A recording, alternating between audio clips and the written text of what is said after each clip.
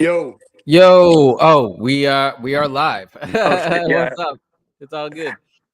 Perfect timing. What's up, everybody? Welcome back to another episode of the 10-7 MMA Show. Oh, the Beavis and Butthead T-shirt. What? What a legend. Come on, man. That's what Classic. I'm talking about. We're talking Yeah. about the classics right here, Bone. Yeah.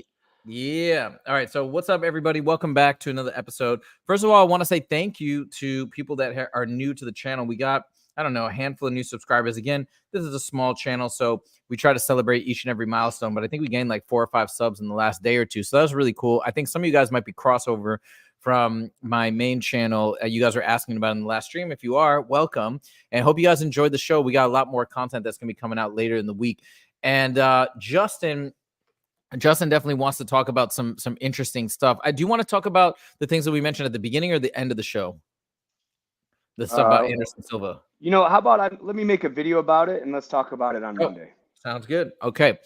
All right. So there's not a ton happening. I mean, we do actually have a fight this weekend with Jared Cannonier, I believe, and it's kind of like a smaller card, but there were some things that have been going on in the world of the UFC that I thought we could discuss in a little bit more detail. One of those things, and we were talking about this offline as well. We're probably going to circle back to John Jones because I feel like it's just heating up. Tom Aspinall's kind of going after him. I do want to touch on that. But the first thing I want to talk about is this Alex Pereira versus Khalil Rountree matchup. And it's just looking more and more bizarre to me the more I think about it. So, you know, everybody was talking. What's up, Celine? Welcome back to the show. Everybody was, you know, obviously expecting the next fight for Alex Pereira to be against Magomed Ankalaev. So, you know, Dana White's asked about it. Like, what's really happening? Are you just trying to like build him up as a star? Obviously, Dana White's not going to be like, yeah, we're trying to give him a good matchup that he can win because we're trying to build him up as a star. You don't want to say that because the UFC, it stands on the grounds that it's always the best fighting the best. We're talking about somebody who's scheduled to fight Jamahal Hill, had a drug violation, came back from the drug suspension, and now is thrown into a title shot. Khalil Rountree did call out Alex Pereira back in the day, so I guess he's getting what he called out for, but it's a bit bizarre. And then you add it to the fact that Ankalaev is fighting 2 weeks before Alex Pereira, because Dana White's response was, well, he's already scheduled in a fight. Yeah, it's like 2 weeks away. It really doesn't make sense. So, Justin, let's get down to, I mean, what's really going on here? Yeah, here's the thing, man. You know, you look at the UFC as a brand, right? This is an entertainment brand. This isn't the best fighting the best anymore. Unfortunately, it's become a bit of a circus. And when you talk about someone like Khalil Rountree, I mean, we're talking about a very, very powerful and devastating striker, but he's not Alex Pereira. In my opinion, this is a setup just for Star, just so we have the number of, hey, look, how many title defenses can this guy get in a short period of time? I think he's being served up a softball here. Now, with that being said, Rountree's no slouch. You know, we're fighting MMA. These guys are wearing 3.5-ounce gloves now, and Rountree is a very, very powerful machine. Unfortunately, he's going to play to Alex's strengths, and I don't think he's going to come on the winning end of this fight. So Anakin says, let me tell me what you think about this. Anakin says, it might be crazy, but I see Khalil winning. What? Really?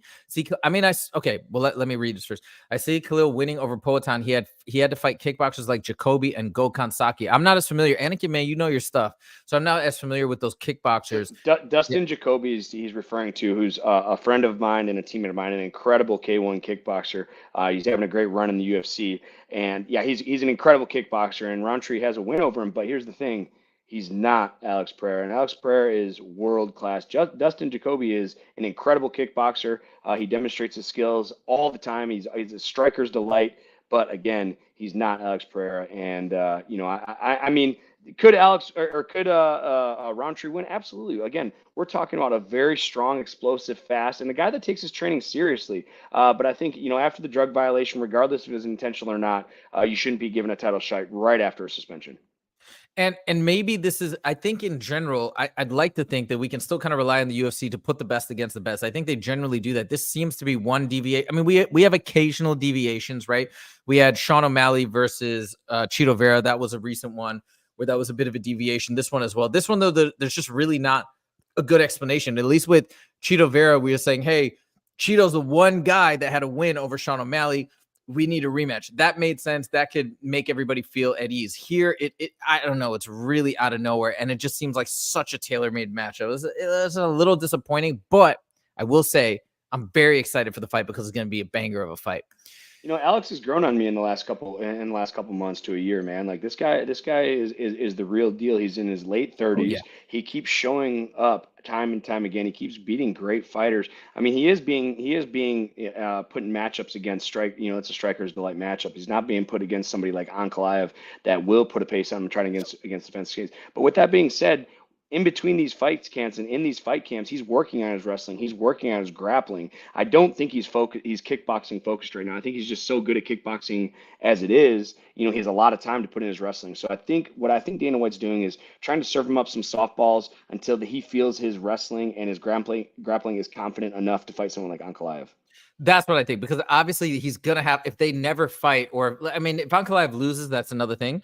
If he loses to Rakic, and then maybe he won't get a chance to fight him, and maybe the UFC is hoping for that. I don't know, but I do think you're right. I think that the longer it goes, the better the chances are of Poatan beating Ankalaev. And I know for sure the UFC would much rather have Poatan as the champ than Ankalaev for whatever it's worth. And I think we as fans, we love Alex Pereira. He's probably one of the most beloved fighters in the UFC right now. And that's saying a lot, considering that he never really speaks in English. So a lot of people can't connect with him. That's just how amazing his fight style is. And I think we also love his tenacity and the fact that he always shows up. By the way, Anakin throughout this comment, Khalil has that Muay Thai. So I see the potential in him. I mean, yeah, like he has the potential. I get that. But I think it's going to be an uphill battle, especially just because how skilled. I mean, Poatan is just crazy. He does so many things that are a little bit different as well. Like the best example is his little flicking low leg kick, where you can't really even see the tell. There's like no turnover in the hip, so that's pretty interesting. I mean, what you guys have to say is, we're not flipping quarters here. It's not a 50-50. I mean, obviously in any kind of edge game, even if it's a 1% chance, there is a chance of him winning. I think it's greater than 1%, but it's definitely not 50% or 40%. If I had to guess, I'm with a professional gambler right now. What would you have to say is your percentage of Roundtree beating Alex? Yeah, as a professional gambler, Aaron O'Rourke that does it for a living, he says he's about a 15% chance of winning. Ooh, wow. Yeah, well, there you go. There you go. I'm still going to watch the fight. I can't wait for Absolutely. it, but And I'm a Roundtree fan. I think he's awesome. His I do Muay Thai too. is nasty. He's vicious, but he's not Alex Pereira. And again, if he wins, I'm not going to be like blown away, like, holy shit, I can't believe he won. Absolutely not. I mean, they're fighting with 3.5 ounce gloves. He's a very, very powerful guy. It's just the odds just aren't in his favor for now. All right. Well, I can't wait for that fight. Just wanted to touch base on that. Okay, moving on. This is a little bit of controversy. Dana White got pretty upset about this early in the week, and I know you know Merab. I know he's not like an official teammate, but I know he trains at Extreme, and I know you're buddies with him. So let's back it up a little bit, and I want to kind of give the backstory. Merab in training got a severe eye injury, or a pretty deep cut, and he showed a video. I guess he showed it to the world of him like getting the cut stitched up. Like I guess it was a pretty bad cut. Dana White was furious, and I believe the reason why he's furious is because if the commission sees something like that and they look at the injury and maybe they deem it to be too serious for him to fight, they could prevent him from fighting. So he was very, very upset. Sean O'Malley's been saying since he's like, I'm going to beat Merab, and then Dana White's going to cut Merab from the UFC. I'm sure that's not going to happen, but basically he's not on his good side. Tell us a little bit about maybe like what do you think happened? What do you think was going on? Like, do UFC fighters, do you guys know, hey, we shouldn't post about injuries? Is that kind of an unwritten rule, or why do you think Merab was trying to share that? I wouldn't say it's an unwritten rule, but I mean it's common sense. Like why would I hurt myself and post online? And I can see Dana White's frustration with it, and I don't blame him for that. I mean, he's putting a lot of money into this. We're talking about UFC Noche. We're talking about at the Sphere. We're talking about in front of I mean, you haven't been to the Sphere yet, but I've been there a No. couple times. It is Oh, an cool. incredible venue, man. You take some acid or some LSD or some mushrooms, like you are gonna have an out of body experience. This place is fucking wild.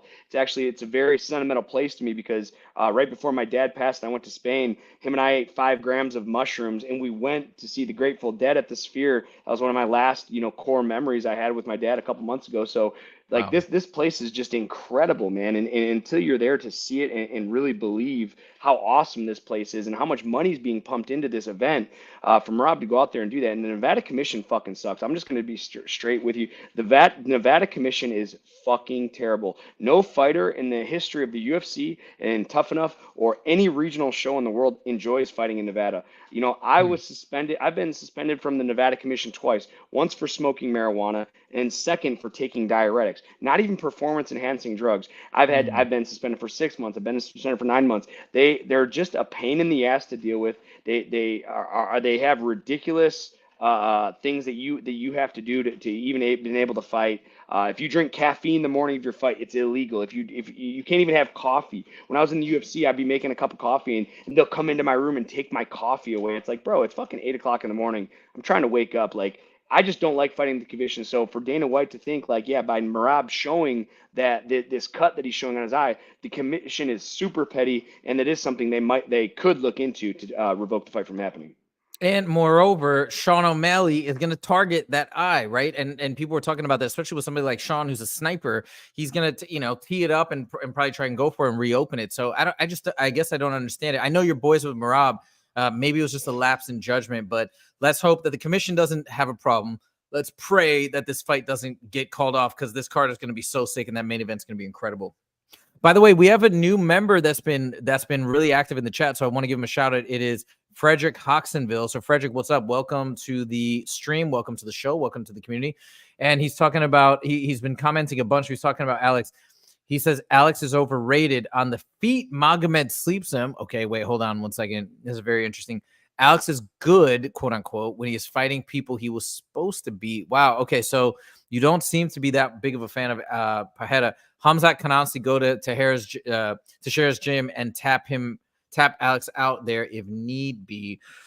I mean, Alex is pretty strong. He did pretty well against.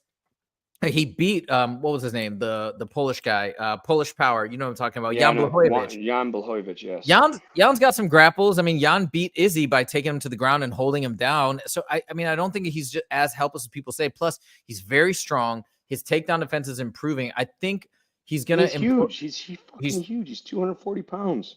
And Justin, if you were training Poatan, right, would your strategy be, let's not even focus on you shooting single legs, you shooting double legs. Forget all that. I mean, this is my assumption. Forget all that. You're just focusing on takedown defense, which is, again, still wrestling, but you're just focusing on how do you stay on your feet or how do you get back to your feet? Is that what you think is right? That's the game plan for him. Absolutely. And that's it's getting your underhooks, having position, being able to fight off the fence. And when you get taken down, getting back up, there's nothing more demoralizing than being in a fight when you take somebody down and they get back up really quick. It's like, fuck, I just expended that energy, maybe not scored well on the judges' scorecards, but getting back up, back to your feet and having to do it over and over. And then when you look at someone like, we'll say Hamzat or Colby, which I don't really care for Colby at all as a fighter, but he does have the relentless pace of being able to take guys down over and over and over. And that's a skill in itself, obviously. When you look at someone like Poatan, it's like, I don't agree with Frederick, to say that he just gets slept. I mean, he's fought some incredible kickboxers through his kickboxing journey, through his UFC, career.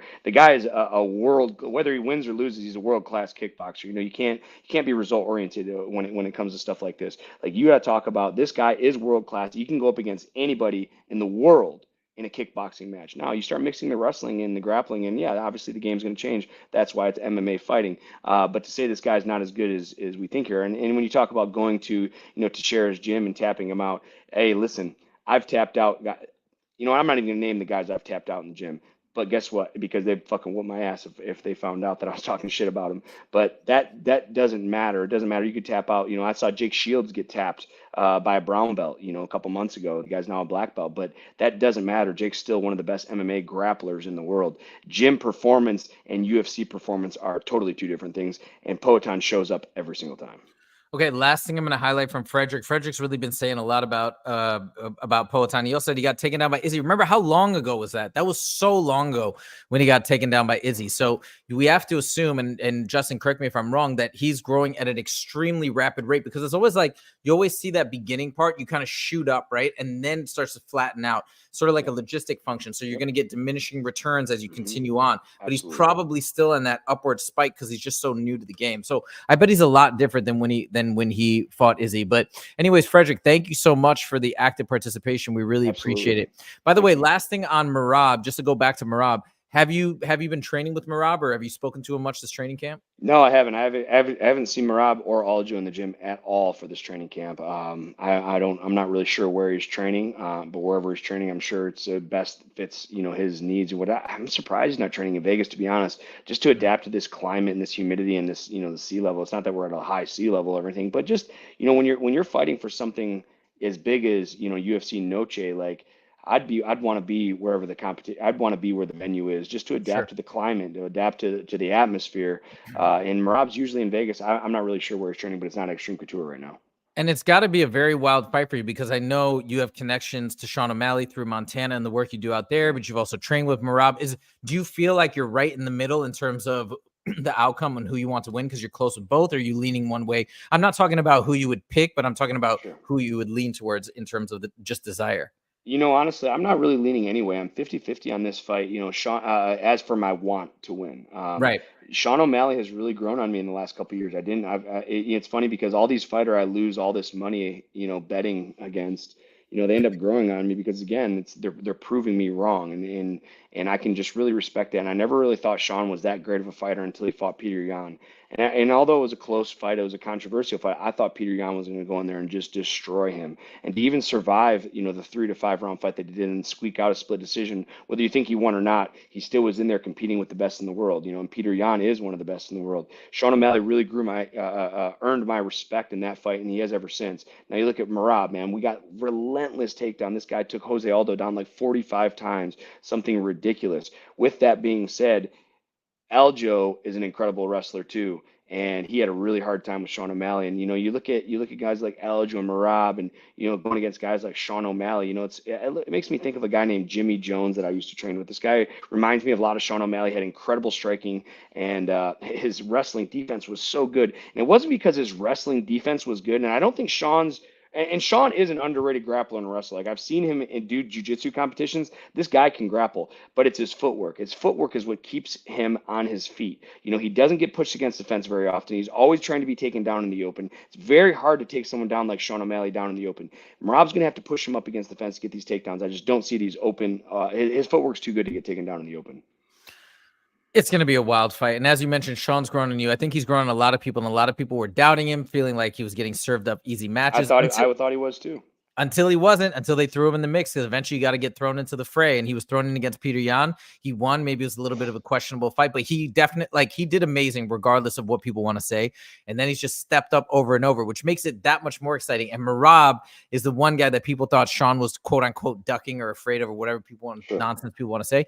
And now he's up to the challenge. So now we're going to see. And it's incredible. It's just such a great fight. I hope people are as amped as we are for this, and may the best man win. Okay. I want to move on to Dricus. Okay. So MMA Joey made the statement, which was a pretty big statement, that he said, look, after watching Dricus in this last fight, I think Dricus is unbeatable in the middleweight division, which is a pretty big statement to make. And obviously he's going to be fighting Sean Strickland, your boy, pretty soon. Hopefully once that fight gets scheduled, we're going to see that. But the reason why he said he's unbeatable is because he said it's impossible to train for Dricus. Obviously, nothing's impossible, but it's so difficult to find somebody that mimics and matches the style of Dricus, because people continuously say somehow he gets the job done. You said the same thing, but his technique looks so funny and awkward. Nobody can replicate it. How do you prepare for him? Or maybe the timeline needs to be long enough where people get enough tape and enough study of his technique that they can finally break it down and defeat it. But what about this sentiment? Let's forget about the word unbeatable. But do you agree that the fact that Dricus is so unique, let's say, that he makes he's a big challenge, very difficult to train for, especially for Strickland? Yeah, we talked about this last week. It's like preparing for that guy that isn't, like Ben Askren. They call him Funky Ben Askren. His wrestling technique isn't, it's like from a straight standard, he doesn't have a great double leg. He has some great scrambles, but he's just funky, and it goes with his fight name, and that's how Dricus should be. He needs to change his name to Dricus Funky, because this guy's style is unorthodox. Robert Whitaker came out and talked about, preparing just like you're talking right now. Is how do you prepare for someone like this? Nobody can imitate this, and that's when you're fighting at that level. Even for me, when I was in the UFC, like I was bringing in guys that were my opponent's height, that my opponent's style, whether they're southpaw, right-handed. But for Dricus, is just he's so unorthodox. His his striking is unorthodox. The guy looks gassed in 30 seconds into the fight, but he keeps finding ways to win. I don't think unbeatable is the right word to use, obviously, because Sean went to a split decision with him, and a lot of people thought he lost. I think that's a far stretch, but tough to beat, absolutely, and tough to game plan for even more. It's very, very hard to game plan for somebody like that because you know what he's going to do. He's going to, like for me, for instance,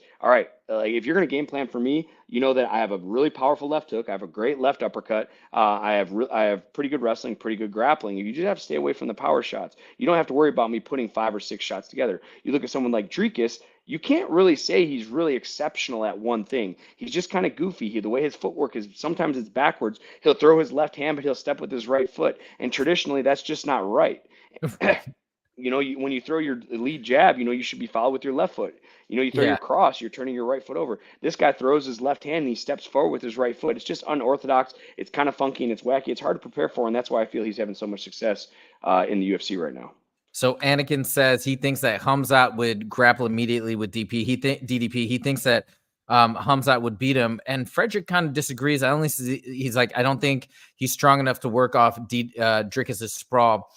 I think that's a great matchup. I hope we get to see it well, actually, let's see. Depending on what happens, we could have Strickland versus Khamzat. But anyways, to finally throw Khamzat at the top of the division, I mean, he's getting his first real big test in middleweight against Robert Whittaker. Let's hope we can still see the rise of Khamzat Chimaev, as I predicted months ago, that he might be the greatest fighter of all time once he becomes a double champ or even a triple champ. Let's see. He has to fight, though. I mean, he can't just keep not backing out of fights, man. This guy has backed out of, it feels like he backs out of like 100 fights. You know who used to back out of a lot of fights too? Some people call him the greatest of all time, Khabib. And I shouldn't say he backs out, but between him and Tony Ferguson, they were scheduled to fight like 3 times. Something either happened with Tony or Khabib. 5 times? Oh my gosh, that's just insane. And it wasn't always his fault, obviously, but unfortunately, some people are just plagued with injuries or plagued with whatever it is, and Khamzat just seems to be one of those guys. I think he's going to show up. I'll put money on it. I think he's going to show up this time. I think he knows he has to show up. I think if he doesn't show up, it's going to be a big problem, and they're going to come hell or high water. I think he's going to find a way. I think he's going to show up. He's going to show out. So let's see what happens. And we're going to talk about this card. Holy smokes, UFC 308. What the heck? I don't even know if you guys have looked at it carefully, the up and down main card lineup. It's so wild. Okay. Number 4, I thought it'd be fun to just talk about Izzy because I thought Izzy won a lot of the crowd back. He was really getting hated on. I think he was getting bullied by MMA Guru and a lot of other people online. Actually, it was pretty awful. And I think, I don't know if he'll ever talk about it or talk about it at a later point, but I think he was upset. I think he was hurt. I think that's why we saw the tears at the press conference. I don't think it had to do with DDP. I think it had to do with all the abuse he was getting online. And again, it's that same trajectory, that same arc that we see over and over. People love you when you're on the rise, on the come up, and then they want to rip you down. They want to tear you down when you do one thing, right? One thing, and whatever it was that turned people off to Izzy, maybe it was a couple things here, there, whatever. They wanted to rip him down, and they ripped him down so hard. And I think it must have been devastating. So to watch the crowd rally behind him again, he took some time away. He stepped away. They came back. It was all cheers, love, and support. We want to see Izzy come back. I want to see him come back. I think he's a legend, and what a fighter. Who is there somebody that you think would be an amazing matchup right out the gate for him to fight? Dude, I mean, the winner of Robert Whittaker and Khamzat. Yeah, I think that's the one that makes sense. You're talking about the former champ, undefeated for 3 years in the UFC. We talked about it earlier. I mean, it's a stepping stone fight for the Robert Whittaker. And, and Izzy's already beat Robert. I think he's beat him twice. Oh, yeah. So if Robert goes in there and cleans up Khamzat, I think that's a great redemption match for Robert. And obviously it's a fight that Izzy can win, man. And, and if it's Khamzat, it's Khamzat, man. And I think the winner of Robert Whittaker and Khamzat should fight Izzy for contendership. I think that though people will riot if Whittaker beats Khamzat and they make him have one more contender fight. I think with Khamzat, yeah, that's true. Yeah, that's true. With Khamzat, they're going to shoot him. Or hey, what about the loser? He fights the loser. Yeah, you can fight the loser for sure. He's coming off a loss. He's coming off a loss. Just recently, and now Robert Whittaker, the winner of Robert and Khamzat, get the title shot, and the loser faces Israel for contendership. I'm not saying they get the next shot, but they'll still be in the mix in the talk. Hold on, I'm just looking at the rankings real quick. Is there anybody else? No, Izzy beat Vettori, beat Cannonier. I mean, if he beat Paulo Costa, I don't know. Nasruddin Imavov, that could be a possibility. I don't know. He's never fought him. But anyways, that would be a cool fight. Do you know much about Imavov? Am I pronouncing his name right? Nasruddin Imavov? I'm not sure who that is. Okay. Yeah. All right. Well, we got some good potential matchups. Let's see what happens. Izzy, we wish you a speedy recovery after whatever injuries you might have suffered from the fight. It was a brutal fight. So we're sure you need some rest and recovery, but we can't wait Can you to see me right now? Because I can't Yeah, see on the. I can Okay. see you. Okay. Yep. On to the final topic. By the way, guys, I've been streaming so much. I was streaming for like 4.5 hours on my other channel, so I'm a bit beat up. We're doing a little bit of a condensed, like a shorter show, but I got to talk about UFC 308. Okay. Have you looked at the lineup for this? Not specifically. I mean, I may have heard of the lineup, but I haven't looked at it specifically. It's so crazy. Okay, let me share my screen. I want to show you this here. Okay. So, at the bottom, we got did I go past the main card? Hold on. 1 second. At the bottom of the main card, wait, what is all this? Why is it going so long? Okay.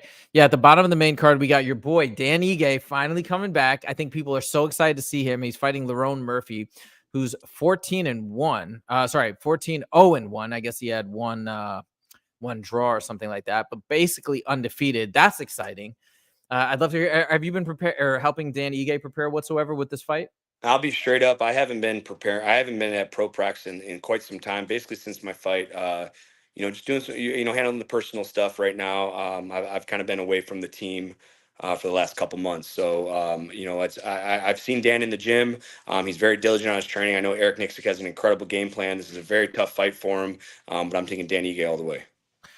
We also got Jeff Neal versus RDA. I'm not sure if that's on the main card. I think some of this might be prelims as well, but that's a great fight too. Jeff Neal versus RDA. Let's see what goes down there. We love to watch Jeff Neal. Now, look at this. This is going to be a crazy fight. Alexander Rakic, if you remember, against Yuri Prohaska, what a legend, what technique, what striking. I remember watching the first round and saying I picked Yuri and being like, I made a huge mistake. I couldn't believe Alexander Rakic looked incredible. I can't believe Yuri pulled off the victory, but this is going to be an amazing fight.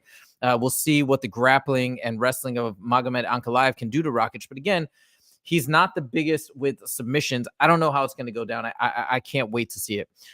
Then look at this fight. We had Alexander Volkov in that recent fight against Pavlovich do amazingly well. I feel like Volkov is having a resurgence in his career. He looks so sharp. He was using his length and his long kicks so effectively against Pavlovich, pieced him up, won that fight very, very nicely. He's coming back to fight Cyril Gane, who maybe people forgot. Cyril Gane's doing some acting, this and that. But we're going to see that. Remember, at the beginning, when we watched Cyril Gane, people were like, we've never seen a heavyweight move like this. So light on the feet, so slick with the striking. What are you still high on Cyril Gane? I'm not. I think he's overrated. I mean, John Jones subbed him in the within minutes. That was kind of like a true test. I'm not saying he should go out there and beat John Jones, but to get subbed in a minute at that level, especially when John hasn't fought in a long time, I thought it was rather pathetic. He lost the hype train behind me after that. Do you think there was a big part of that? Because it almost didn't look like himself. Do you think part of that was the nerves that he was on the biggest stage of all time fighting the GOAT? I mean, you're fighting in the UFC. He's fought in the UFC before. I mean, as an athlete, as a fighter, as a competitor, you got to rise to the occasion. If you can't rise to the occasion, you don't deserve to be there. And he's still there. He's still in the mix. And he may have had a blunder. I mean, we've all had blunders. Fuck, I just got head kicked in my last fight. And it was a blunder. I've never been knocked out before. So maybe it's like that. But as for now, I think he was really exposed. Now going against Volkov, that's gonna be a striker's delight. Cyril Gane is doesn't have to worry about getting submitted here. He doesn't have to worry about getting taken down. He's going to be able to work his dynamic footwork. He's going to be able to work his speed. But when you talk about someone like Volkov, who has that one-shot knockout power that can really end this fight at any time, especially with those kicks he was throwing in his last fight, I'm very excited about this fight. But I'm taking Volkov all the way. He's the true battle-tested vet that continuously shows up. And you know what? One of his losses that really sticks out to me when he's whooping what's his name, Derek Lewis's ass for five rounds, and there's 2 seconds left, and he gets just clipped and just gets obliterated. Take that loss out there. But here's the thing: he came back and he's won a bunch of fights since then. I'm taking Volkov in this fight. Amazing. I can't wait for this fight, but we haven't even gotten to the co-main event. Now we get to the co-main. It's back. Robert Whittaker versus Khamzat. The fight that I've been most excited about this entire year. It's rescheduled. Thanks to Robert Whittaker, by the way. He called for the fight. So don't be mad if you're like, why does he have to fight Khamzat again? It wasn't the UFC necessarily. It was Robert Whittaker. He said, no, I want this fight. It's the fight that nobody wants. I can go in and get it done. I know if I get the fight done, win this fight that nobody wants, I know the UFC is going to do right by me and give me that title shot. He wanted it, so he's going for it. What a fight. I cannot wait. This is going to be exciting. I know you're choosing Whitaker. I'm still sticking to my guns. I'm still picking Khamzat to win and then go on to do tremendous things in the UFC. How incredible! I mean, are you excited about this fight, or are you also feeling like Khamzat? You're not so much on the Khamzat train anymore. No, I like Hamzat. I think he's a great fighter. I just wish he fought more. That's all. That's my only complaint about Hamzat. I think he's awesome. I think he sells himself really well. He's great in the public eye. He's an exciting fighter. Unfortunately, he just doesn't fight enough for me. You know, it's like I want guys that are fighting multiple times a year. You know, and it's fuck. I can't even remember the last time he fought. And then we take that time. I think the last time. When was the last time he fought? He fought Dustin Burns? Usman. He fought Usman. Usman, oh yeah, on short notice. Like he just doesn't fight enough for me, and it's hard for me to get excited about a fighter that's only going to fight once a year or once every other year. Because I want these guys, I want them active. As a fighter, I want to stay active. I want these guys to stay active. And you got Robert Whitaker, who had a last-minute opponent change, goes in there, starches him, and now he calls for his original opponent Khamzat undefeated at 14 or 13-0. Like, I mean, what a fucking gangster! Even in your position, being a Khamzat fan, how can you root against Robert Whitaker in this position? You know, he's scheduled to fight Khamzat. He gets an opponent change week of the fight, goes in there, starches this guy that everyone thought was going to beat him, and now he calls out Khamzat. Instead of calling for the belt, he calls out for his set match with Khamzat. What a fucking gangster! And I can't hope more than the best for him. Yeah, it's kind of a weird thing because Robert Whitaker is also one of my favorite fighters of all time. Like, I mean, up there, right? And maybe in a list of like whatever, like he's incredible. And the fact that he's calling him out is unbelievable. Hate rooting against Robert Whitaker in any case, any scenario. But I just still believe so much in Khamzat. And I think part of the reason why he's had trouble fighting more, obviously he's had some health issues, but I also think he's such a big star. I mean, look at what's happening with Conor too. I know Conor's a different case and he's got a lot of other issues, but I think when you become that level of star, which pretty much you can only say belongs to that level of stardom is like Khamzat, Sean O'Malley, Poatan, Conor McGregor. Maybe Conor McGregor might be. You just put Khamzat with 3 UFC champions. He's not a UFC champion. You know, I don't think he deserved that kind of credit. And as much as everyone hates on Conor McGregor and for his shenanigans, Conor McGregor is a 2-time division world UFC world champion. Khamzat hasn't even fought for the belt yet. So I don't think he deserves to be put on a level like that, especially when he only fights once a year, once every other year.